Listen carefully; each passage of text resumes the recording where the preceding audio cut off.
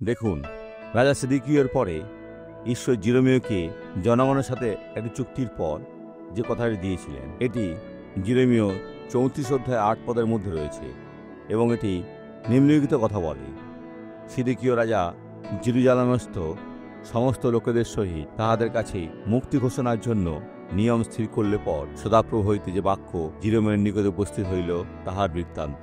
কিন্তু তাতে কোনো লাভ হয়নি, তারা তাদের অন্যায় পথে ফিরে গেল। এটা কি পাগলামি নয়? ব্যক্তি ঈশ্বরের কাছে একটি চুক্তি করে এবং তিনি তা অনুমোদন করেন, যদিও তারা জানে যে তারা তা পূরণ করবে না। ভাইরা, আপনারা আর কতদিন দুই পথের মাঝখানে আটকে থাকবেন? ঈশ্বরের দাস হও, কারণ তিনি আমাদের প্রভু। যারা বিশ্বাসে দুর্বল তাদের পক্ষ থেকে আমি প্রার্থনা করছি। যারা ক্ষমা প্রার্থনা করে আবার ভুল করে, হে ঈশ্বর, তাদের বিশ্বাসকে শক্তিশালী করো এবং তাদের বিজয় দান করো।